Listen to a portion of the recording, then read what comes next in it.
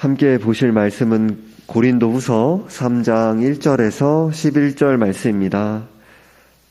고린도후서 3장 1절에서 11절 말씀입니다.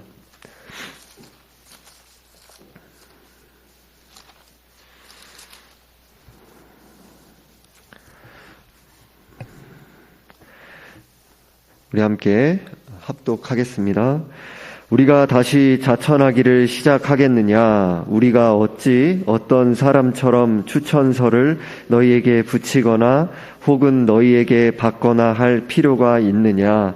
너희는 우리의 편지라 우리 마음에 썼고 뭇 사람이 알고 읽는 바라. 너희는 우리로 말미암아 나타난 그리스도의 편지니 이는 먹으로 쓴 것이 아니요 오직 살아계신 하나님의 영으로 쓴 것이며 또 돌판에 쓴 것이 아니요 오직 육의 마음판에 쓴 것이라. 우리가 그리스도로 말미암아 하나님을 향하여 이 같은 확신이 있으니 우리가 무슨 일이든지 우리에게서 난 것 같이 스스로 만족할 것이 아니니 우리의 만족은 오직 하나님으로부터 나느니라. 그가 또한 우리를 새 언약의 일꾼 되기에 만족하게 하셨으니 율법으로 하지 아니하고 오직 영으로 함이니 율법 조문은 죽이는 것이요 영은 살리는 것이니라. 돌에 써서 새긴 죽게 하는 율법 조문의 직분도 영광이 있어 이스라엘 자손들은 모세의 얼굴에 없어질 영광 때문에도 그 얼굴을 주목하지 못하였거든. 하물며 영의 직분은 더욱 영광이 있지 아니하겠느냐? 정죄의 직분도 영광이 있은즉 의의 직분은 영광이 더욱 넘치리라. 영광 되었던 것이 더 큰 영광으로 말미암아 이에 영광될 것이 없으나 없어질 것도 영광으로 말미암았은즉 길이 있을 것은 더욱 영광 가운데 있느니라. 아멘. 우리는 2장 17절부터 7장 4절까지의 긴 단락으로 바울의 새 언약 사역에 대한 변론에 대해 설명하고 있는 말씀의 맥락 중의 일부를 살펴보고 있습니다. 즉 바울은 참 하나님 나라의 사역이란 무엇인가에 대해 설명하고 있는 것이죠. 1절에서 2절에서 우리가 다시 자천하기를 시작하겠느냐? 우리가 어찌 어떤 사람처럼 추천서를 너희에게 붙이거나 혹은 너희에게 받거나 할 필요가 있느냐? 너희는 우리의 편지라 우리 마음에 썼고 뭇 사람이 읽고 있는 바라 라고 합니다. 그러니까 이제 고린도후서의 여러 주제 중에 바울의 사도권에 대한 그런 이제 도전이라고 해야 될까요? 그런 부분에 대한 이제 바울이 이야기를 할 때 그 진정성을 위해 고린도 교인들에게 소위 인간들이 주고받는 추천서를 보여줄 필요가 없다라는 의미입니다. 고린도 교인들에게 추천서를 내가 직접 받을 필요도 없다. 나를 써달라. 이러지 않아도 된다라는 겁니다. 2절에 너희는 우리의 편지라 라는 말씀처럼 바울이 전한 복음을 통해 성령께서 역사하여 주셔서 고린도 교인들의 삶에 그 거룩하게 빚어져 나가는, 먼저 이제 거듭남의 역사가 나타났고 또 고린도 교인들의 삶에 거룩하게 빚어져 가는 열매가 나타났기 때문입니다. 1절에 어떤 사람처럼이라고 대변되고 있는 거짓 사도들, 그러니까 앞 문맥과 연결해 보면요, 2장 17절에 우리는 수많은 사람들처럼 하나님의 말씀을 혼잡하게 하지 아니하고 곧 순전함으로 하나님께 받은 것 같이 하나님 앞에서와 그리스도 안에서 말하노라. 그러니까 이제 여기서 수많은 사람들, 이 사람들이 이제 어떤 사람들 3장 1절 이렇게 이어지고 있는 거죠. 그래서 지난 시간에 말씀드렸던 것처럼 여기서 말한 수많은 사람들은 이제 말씀을 이제 돈벌이로 자신의 그 이익을 위해서 이제 그렇게 이용하는 사람들인 거죠. 그 사람들처럼 그렇게 하지 아니하고 하나님 말씀을 밝히 증거할 수 있는 은혜를 구하고 하나님 앞에서 그리스도 안에서 말한다 했죠. 그래서 이제 이 거짓 사도들은 이제 유대주의자들로 추정이 됩니다. 그래서 히브리인이고 자신들이 아브라함의 후손이고 그리고 그리스도의 일꾼이다라고 스스로 이렇게 이제 여긴 거죠. 이런 조건들을 회당에서 종교 지도자들로 인정받기에 충분한 조건들, 당시 사람들이 인정하는 외적인 조건들이었죠. 이런 외적인 조건들은 하지만 여러분들이 빌립보서의 말씀이나 살펴보셔서 알고 계신 것처럼 그 어떤 히브리인 중에 히브리인보다도 더 이런 것들은 이미 갖추고 있었죠, 바울이. 그렇죠? 그러나 바울은 고린도 교회에 자기를 소개할 때 이런 조건들을 전혀 내세우지 않았습니다. 예를 들어 고린도후서 11장 30절과 같이 내가 부득불 자랑할진대 내가 약한 것을 자랑하리라 라고 자신에 대해 말합니다. 거짓 사도들은 어떻게든지 외적인 것들을 내세워서 자기를 증명하려고 하는데요. 바울은 오히려 자신의 약함을 이제 자랑한다는 것입니다. 바울은 자신처럼 흉악한 죄인을 용서하시고 구원하신 하나님의 은혜를 전하는데 온 마음으로 힘썼고 어눌하고 병약하며 볼품없는 외모를 감추지 않고 솔직하게 드러내 보이면서 오직 성령의 능력에만 의지하여서 사역에 임했습니다. 바울은 이런 것들을 이제 꾸미지가 않았죠. 난 병약하다. 그리고 나는 이제 말해도 능하지 않다. 이런 것들을 이야기하면서 우리 성령에만 의지해 사역한다는 것을 분명하게 나타낸 것입니다. 우리 이러한 바울의 태도를 본받아 그리스도인으로 하나님과 교회를 섬길 때 외적이고 인간적인 조건들을 의식하지 않는 은혜를 기도해야겠죠. 이게 인간적인 힘으로 안 되는 거죠. 훈련해 나가야 되는 거죠.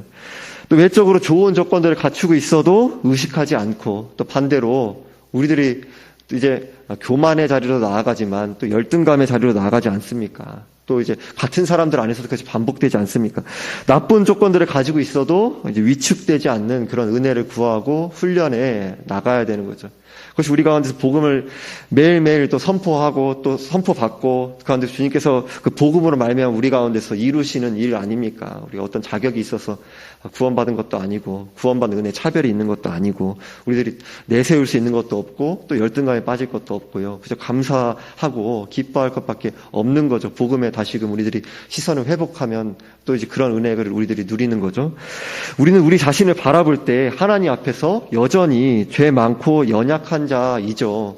우리들이 그렇지 않은 순간이 언제가 있겠습니까? 우리 순간순간은 죄가 안 묻어있는 순간이 없는데요. 그러니까 자기 의가 아닌 오직 그리스도의 의만을 의지해야 하는 거죠. 오직 긍휼히 여기시는 은혜를 구해 나가야 되고요. 그리고 주님께서 용서해 주셨네, 긍휼히 여겨 주셨네, 또 이렇게 또 끝나서는 안 되죠. 왜냐하면 우리가 일생 동안 예수 그리스도를 닮아 자라나가는 일에 끝이 있습니까? 없죠. 우리들이 예수님을 닮아 자라나가야 되죠. 그러니까 또 이제 늘 회개할 게 있는 거죠. 회개하면서 진리를 이야기를 힘쓰는 동시에 이러한 흠 많고 연약한 자를 통하여 일하시는 하나님께만 소망을 두고 하나님과 교회를 힘써 섬겨 나가야 하는 거죠. 우리들 자신에 대해서 인정하고 긍휼을 구함과 동시에 또 회개하고 또 진리를 위하여서 또 나아감과 동시에 이제 그러면서 이것은 내 힘과 능력을 할 수 없기 때문에 주님께 모든 걸 의탁합니다라는 그 자세로 나아가야 하는 거죠. 바울은 고린도 교인들에게 대해 이제 우리 마음에 썼고 무 사람이 알고 읽는 바라라고 합니다. 바울은 고린도 교인들에게 복음을 전하고 말씀을 가르쳤을 뿐만 아니라 고린도 교인들을 자신의 마음 안에 이제 기록했습니다. 여기서 마음이란 단순히 감정만이 아니라 인간의 그 인격의 중심부를 가리키는 거죠. 바울은 선교여행을 다니며 고린도 교회와 지금 떨어져 있는 상황 아닙니까? 떨어져 있을 때에도 고린도 교인들을 자신의 마음 안에 담고 다니면서 이들을 사랑했고 이들을 위해 기도하며 또 이들을 기억했습니다. 무슨 사람이 알고 읽는 바로 고린도 교인들은 분명한 추천서로 하나님의 역사하심을 나타냈습니다. 그 거듭남의 역사, 그 진리 가운데 자라나가는 역사, 그것이 바로 바울이 하나님께서 세운 사도다라는 것을 인간이 쓴 추천서와 비교할 수 없는 명백한 추천서로서 나타낸 거죠.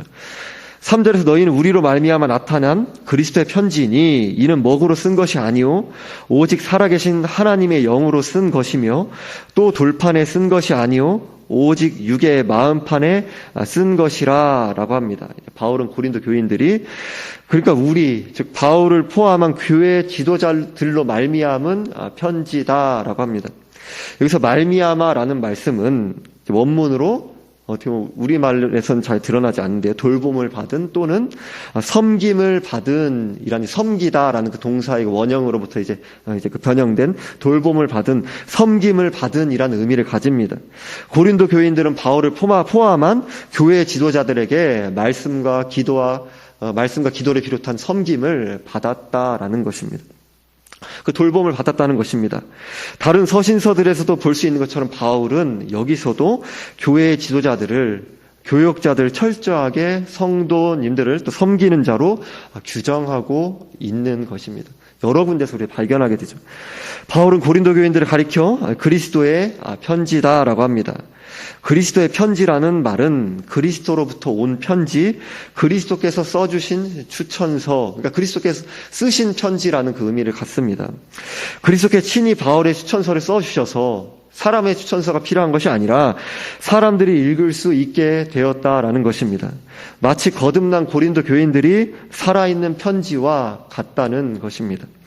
여기서 우리들이 유의해야 할 점은 고린도 교회의 여러 문제들, 우리들이 정말 고린도 전서부터 후서에 이르기까지 너무 많이 보잖아요. 그런데 바울이 고린도 교회 성도들을 그리스도의 편지다라고 또 이제 부르고 있다는 사실입니다. 우리가 교회에서 때로는 많은 문제들을 보게 되죠. 그리고 따라서 때로는 권면하고 책망해야 될 때가 분명하게 있습니다. 동시에 우리는 교회와 성도들을 그리스도의 편지로 바라보는 그 안목을 잃지 않아야 하는 것입니다. 계속해서 우리들이 고린도 전서에서도 하나님의 교회다, 그렇죠?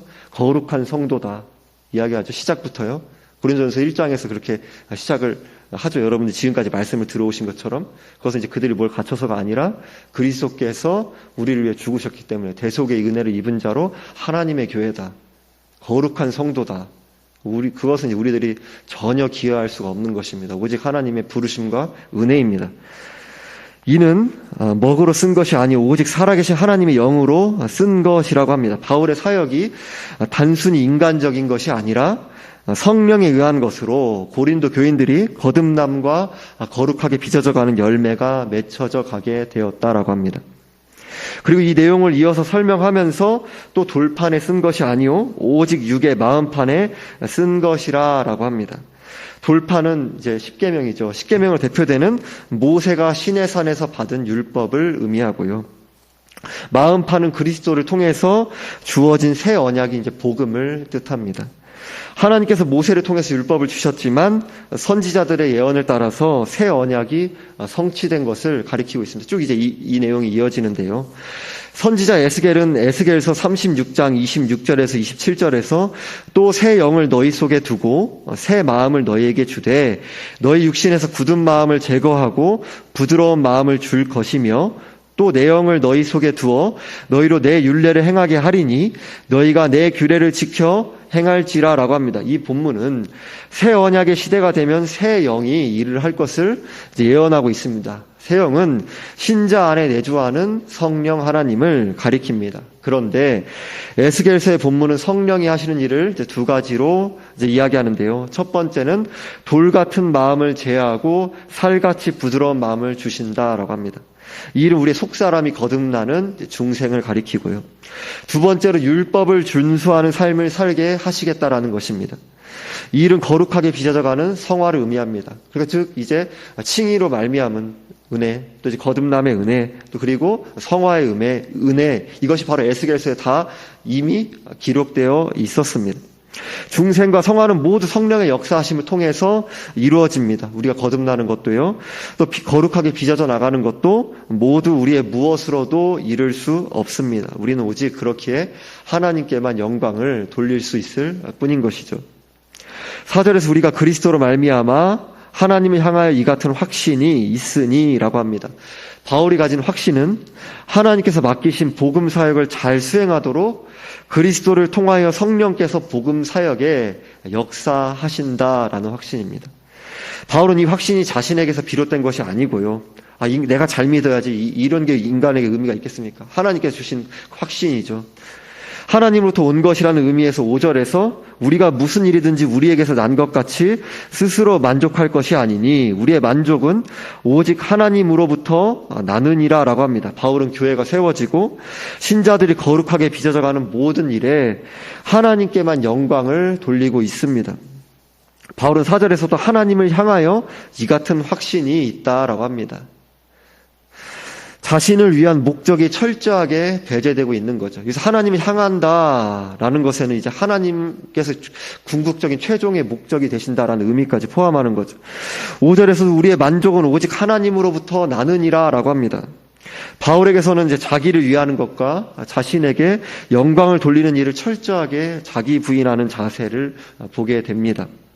신자들은 사역이나 봉사나 일상이나 내가 성취했다고 생각하며 끌어안고 있는 자기 의를 자기 만족에서 자기 의와 자기 만족을 지속적으로 회개해야 합니다.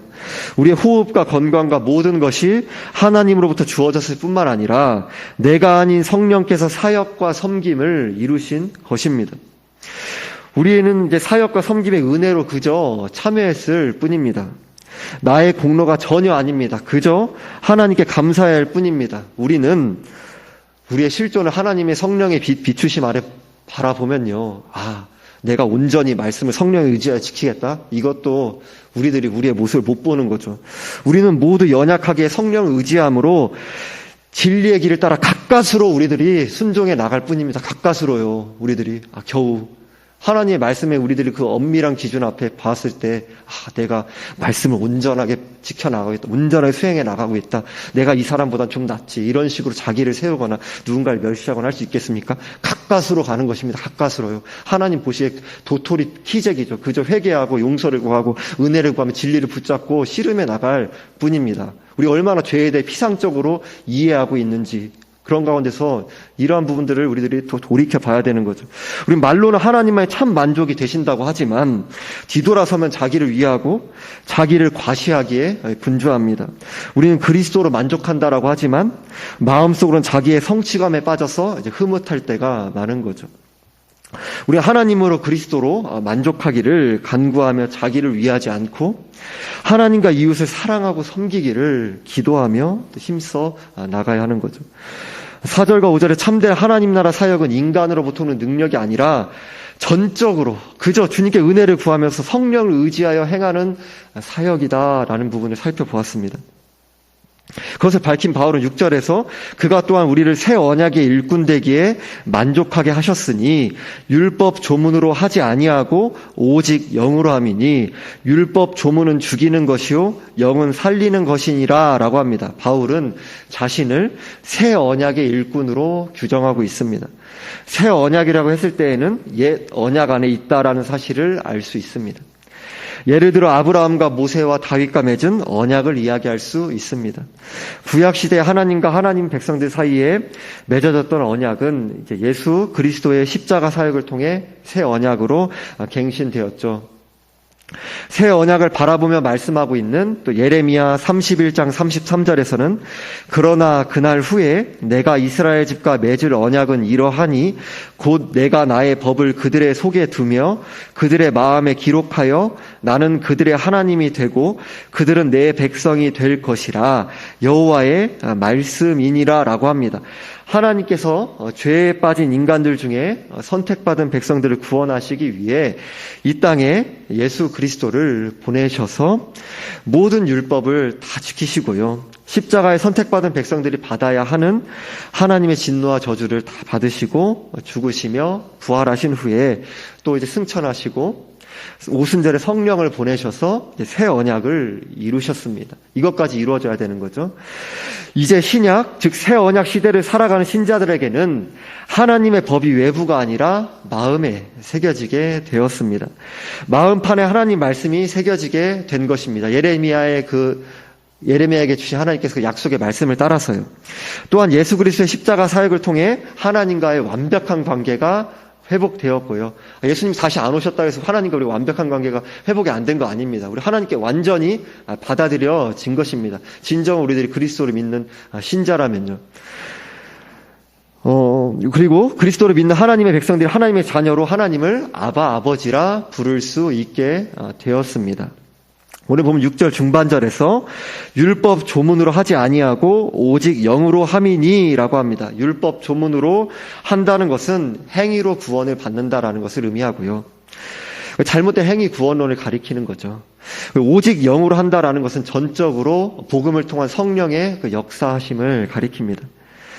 이어서 6절 하반절에서 율법 조문은 죽이는 것이요 영은 살리는 것이니라 라고 합니다. 율법 조문은 죽이는 것이요 라고 할 때 마치 우리들이 율법에 대해서 어떻게 들리시나요? 마치 부정적인 것처럼, 죽인다라고 하니까 나쁜 것처럼도 들리잖아요. 그러나 로마서 7장 14절에서는 율법은 신령한 줄 알거니와 라고 합니다. 그러니까 율법은 신령한 것이다라는 것입니다. 율법은 선한 것이라는 것입니다. 하나님께서 주신 것이니까요. 율법이 죽이는 역할을 하는 것도 구원 사역에 있어서 반드시 있어야 할 역할입니다. 율법이 죽인다는 의미는 사람들이 율법을 읽고 성령께서 마음에 빛을 비춰주실 때 그냥 율법을 읽는다고 되는 일이 아니라 주님께서 그 율법의 의미가 우리 가운데 비추어질 때 자신을 돌아볼 때 자신이 하나님 앞에 율법을 온전히 지키지 못한 지옥에 반드시 갈 수밖에 없는 죄인이라는 사실을 깨닫게 되는 것입니다. 그것이 우리 자아를 죽이는 거죠. 우리의 모든 자기 의로움을 부수는 거죠. 이것이 율법이 사람을 죽이는 것입니다. 보다 명확하게 말하면 율법이 죽이는 것이 아니라 율법을 지키지 못한 사람의 죄가 사람을 죽이는 거죠. 우리가 다만 그것을 깨닫지 못했을 뿐인 거죠. 자신이 율법을 지키지 못한 죄인이라는 사실을 깨닫는 것이 구원을 받는 과정에 있어서 절대적으로 필요합니다. 그뿐만이 아닙니다. 율법에 비추어 자신의 실상에 대해 깨닫게 된 죄인이 또다시 알게 되는 것은 내가 지옥에 멸망하게 된 이런 내가 지옥에 단순히 멸망하게 됐으니까 이제 나와야겠네? 이게 아니라 내가 거기서는 내 어떠한 것으로도 아무리 허우적거려도 빠져나갈 수가 없는 비참한 존재다. 거기서는 내 힘과 능력으로는 절대 벗어날 길이 아무런 나에게는 그런 전적으로 무능력한 존재다. 라는 것을 알게 되는 것입니다. 그러기에 어떠합니까? 구원자를 갈망하게 되는 것입니다. 그러니까 자신의 밖으로부터 오직 외부로부터 도움의 손길이 주어지지 않으면 전혀 소망이 없는 것입니다. 이러한 멸망하게 된 죄인에게 성령께서 복음을 통해 은혜를 베푸실 때 전적으로 오직 주님의 은혜로만 하나님의 아들 예수 그리스도께서 죄인을 위해 십자가에 죽으시고 부활하신 유일한 구원자이시고 더 이상 내 인생이 나의 것이 아니라 주인이신 예수님의 것이라는 믿음으로, 주님이라는 그 믿음으로 구원을 받게 하시는 것입니다. 그렇기에 아주 오래전부터 우리의 믿음의 선배들은 밖으로부터 오직 은혜로 주어진다는 것입니다. 우리에겐 전혀 나올 길이 없으니까 밖으로부터 그 말 오직 하나님께서 건져주시지 않으면 안 된다는 것입니다. 이처럼 성령께서 은혜를 베푸실 때 죽이는 율법 조문을 통해 죄를 깨닫게 하시고 복음을 믿는 믿음을 주셔서 죽은 영혼을 살려내셔서 거듭난 새 생명을 얻도록 하십니다.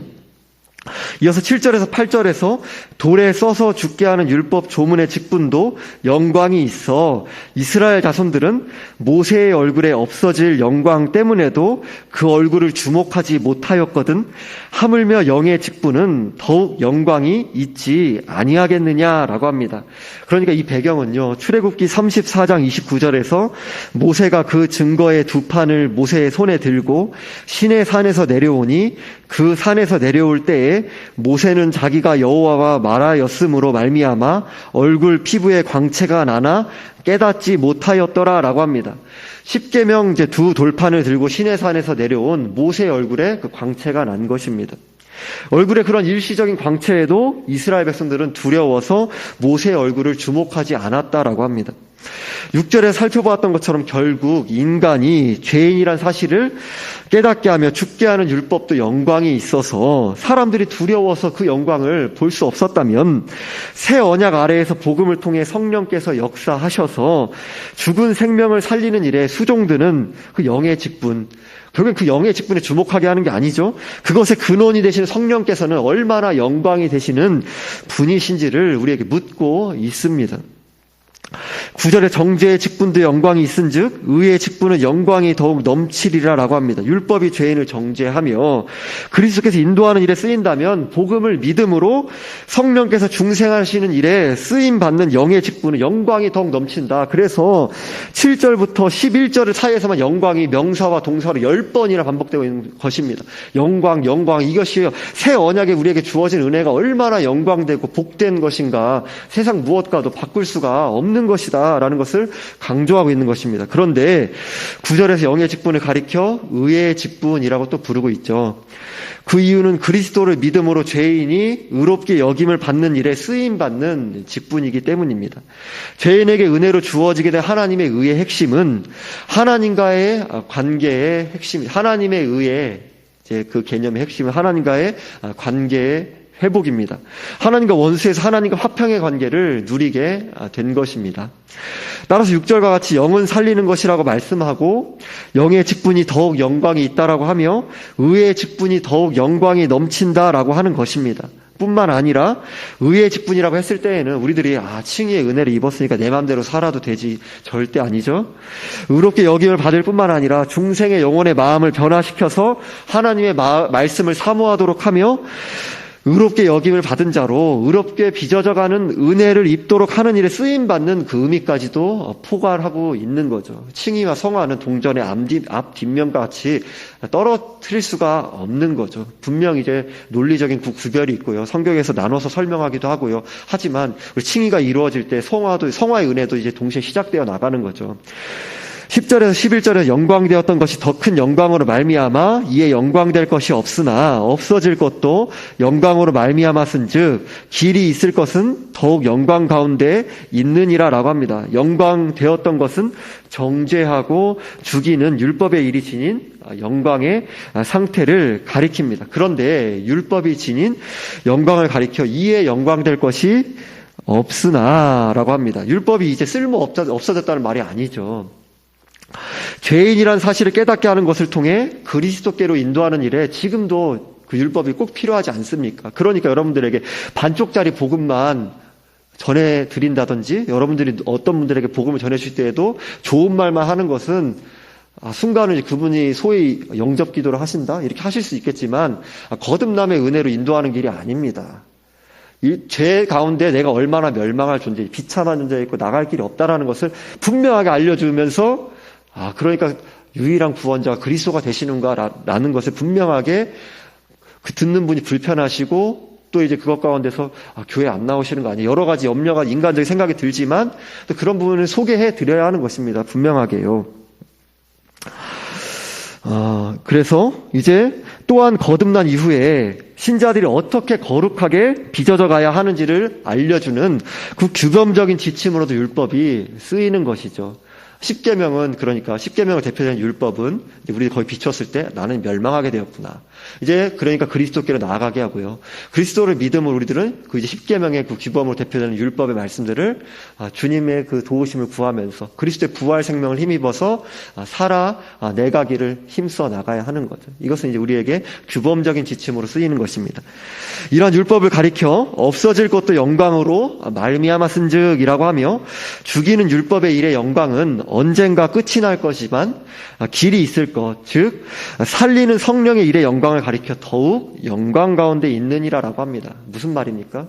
그러니까 결국에 주님 다시 오실 날에도 우리들을 이제 죽이고 그 다음에 내 죄 때문에 내가 죽었고 그 다음에 그리스도께 나아가고 그제 그러한 것은 이제 그런 의미 사라지는 것 아닙니까? 그래서 우리들이 그것 가운데서 길이 있을 것, 살리는 성령의 일로 말미암아 이루어지는 것은 우리 가운데 영원토록 있는 거 아닙니까? 그렇죠? 여기에 더욱 영광이란 말씀의 시제는 원문으로 현재 분사입니다. 현재 분사는 현재 그리고 미래까지 계속 유지될 것을 가리키는 시제입니다. 그러니까 살리는 성령의 일의 영광이 미래에 영구적으로 계속될 것을 말씀하고 있습니다. 우리는 오늘 새 언약의 일꾼에 대한 말씀을 살펴보았습니다. 옛 언약도 영광이 있는 것이지만 새 언약의 시대를 살아가는 우리들이 누리고 있는 영광됨의 탁월함. 옛 언약은 이제 잘못된 것이고 악한 것이고 새 언약은 선한 것이 그런 거 아닙니다. 언약은 통일되는 것입니다. 그것 가운데서. 다만 말씀드리고 있는 그 부분은 옛 언약에 나타난 영광과 여러분이 그리스도를 믿음으로 성령이 내주하게 된 영광의 그 탁월성은 비교 자체가 안 되는 것입니다.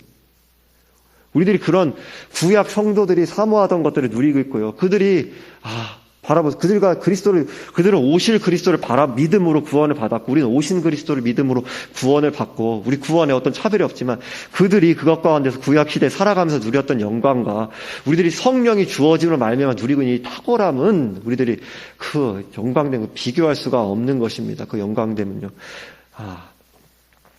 그 영광됨의 탁월함과 부유함에 대해 살펴보고 있습니다. 물론 하나님 나라가 완성될 때 그 영광됨의 그 극치, 그것은 우리들이 또 비교할 수가 없는 거죠.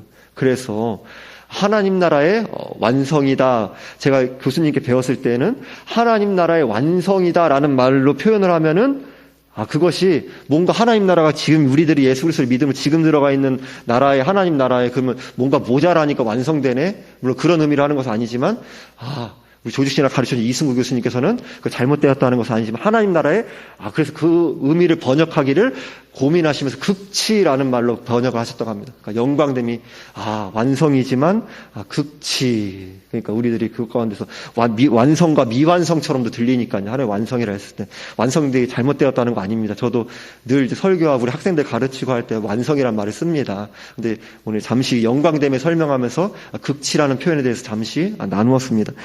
그리고 우리들이 그만큼 영광의 탁월성이 비교가 안 되는 것입니다. 우리는 그리스도를 믿음으로 새 언약과 하늘의 신령한 복을 누리는 은혜에 참여하고 있으면서도 원망 불평하며 살아갈 때가 많이 있죠. 우린 자기 영광을 구하며 사람의 인정을 받지 못해 속상해하고 섭섭할 때가 많이 있습니다. 이러한 불평과 불만은 우리가 새 언약에 참여하게 된 직분에 은혜를 누리게 된 것을 잠시 또 망각하고 내 외적인 형편이든 지위든 무엇이든 대가와 보상이 눈에 보였으면 하는 것입니다. 그런데 여러분, 신앙생활에서 어려운 점은 무엇이냐면 대가와 보상이 이 땅을 살아가는 동안에 주어지지 않는 것입니다. 엄밀히 말하면 대가와 보상이 주어지는 게 아니에요. 여러분들 그리스도를 잘 믿는다고 남들보다 어떤 외적 형편이 반드시 그렇게 앞선다라고 해야 될까요? 더 나은 형편인 것도 아니고요. 여러분들 가운데서 또 불신자라고 한다 해서 그런 외적 형편이 바닥에 이렇게 소위 말해서 다른 사람이 봤을 때 안타까운 형편 그런 것들 아니죠?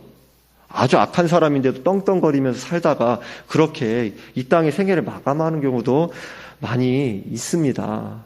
그래서 우리들이 또 완성된 하나님 나라에서 또 보상을 누리느냐. 그 보상이란 것도 보상이라기보다 하나님 우리의 기업이요 상급이 되신다고 하셨죠. 우리는 그 하나님의 사랑의 그 교통을 누리는 것 뿐입니다. 그러니까 우리의 불평은 내가 더욱 고상한 지위와 헌신을 감당하고 있는데 왜 사람들이 정당한 보상을 해주지 않느냐. 우리가 늘 이 시험에 빠지죠. 내 주변에 신자든 불신자든 나는 말씀을 붙들고 온갖 고생하면서 외롭게 이 길을 걷고 있는데 왜 나의 삶의 형편은 다른 사람들보다 못한 것 같고 왜 아무도 나를 알아주지 않느냐는 것입니다. 우린 자신에게 질문해 보아야 합니다. 저도 예외가 아닙니다. 나는 나의 만족을 하나님께 그리스도께 두고 있는가? 나는 왜 지금 불평, 연민하고 불안해하고 초조해하고 있을까? 복음으로 감사하고 기뻐하다가 어느 순간 감사와 기쁨을 잃어버린 모습이 나에게 있다면 자기를 의지하고 있는 것이 아닐까? 우리들이 신앙 안에서 주님을 닮아서 그렇게 기쁨과 감사함과 부유함과 풍성함을 맛보고 누리면서 소위 신앙의 그런 상승을 타다가도 꼬꾸라지는 이유는 무엇이냐면 어느 순간 하나님을 의뢰하는 게 성령님을 의뢰하는 게 아니라 자기를 의뢰하고 있는 것입니다. 자기 영광, 자기 몰두, 그 무엇이든 자기 자신에게 근거를 두는 것입니다. 우리들이 이제 잘 살펴보면 이제 그러한 것들을 발견해 나가게 되는 거죠. 내가 외적으로 잘해야 가치 있는 사람이고 부족해 보이면 무가치한 사람처럼 여기는 것은 아닐까? 이런 질문들 우리들에게 던져볼 필요가 있는 거죠. 그러나 신자인 우리야말로 마음에 하나님의 법이 새겨진 이 세상에서 유일하게 진리를 알게 된 자들입니다. 또 하나님의 영광을 위한 중심으로 하나님과 가족과 이웃과 교우들을 세상처럼 기브앤테이크로 계산해서 이런 정도가 아니라 대가와 보상을 바라지 않고 자원하며 사랑하고 섬길 수 있는 영광의 길에 부름받은 새 언약의 일꾼들입니다. 기도드리겠습니다. 하나님 아버지, 우리를 새 언약의 일꾼으로 그리스도의 편지로 불러주심에 감사드립니다.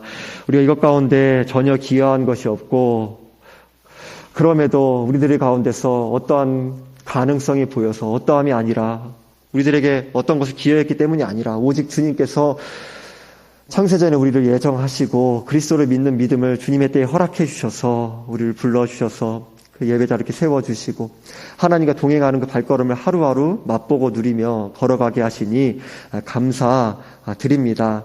우리 가운데 살아가던 옛 성품, 옛날의 모습들이 남아 있어서 여전히 그 세상의 방식으로 우리들이 그렇게 나의 삶의 환경과 여건에 따라서 거의 높아지고 낮아짐에 따라서 마음이 높아지기도 하고 낮아지기도 하고 그러한 것들을 자신을 자책하기도 하고 가족을 탓하기도 하고 이웃을 탓하기도 하고 여러 가지 환경들을 탓하기도 하고 그러면서 어떻게 해서든지 우리들이 그것 가운데서 우리들의 그런 답답한 마음들을 해결해 보려 하지만 우리의 만족은 우리들이 정신을 차리고 돌아보면 오직 주의 은혜로 말미암아 회개하고 돌아보면 우리의 만족은 오직 하나님께만 있음을 고백하게 됩니다. 하나님 아버지, 우리의 마음이 하나님을 향하게 하시고 그리스도를 향하게 하시고 어떠한 것으로도 결코 채워질 수 없는 우리의 마음이 더욱더 주님을 전적으로 의뢰하며 그렇게 주님으로부터 주어지는 우리들의 성령께서 우리 안에 주어진 그 은혜로 말미암아 그 성령의 충만함 가운데 감사와 그 기쁨을 누리며 더욱더 성령의 빛 비추심 아래 우리의 죄악됨을 깨달아 알아가며 그 가운데서 주님을 사랑하기에 진리의 말씀을 사모하기에 기꺼이 그 죄악을 버리고 또 회개하며 말씀을 따라 힘있게 순종하며 살아갈 수 있도록 도와주옵소서.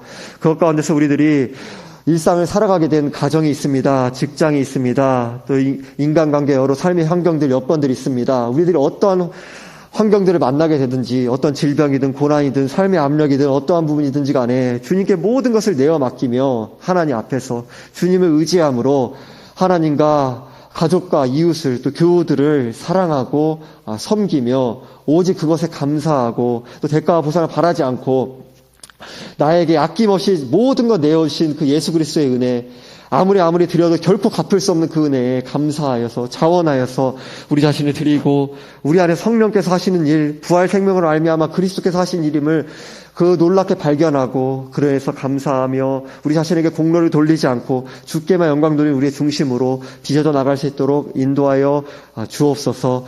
감사드리며 우리 주 예수 그리스도의 이름으로 기도드리옵나이다. 아멘.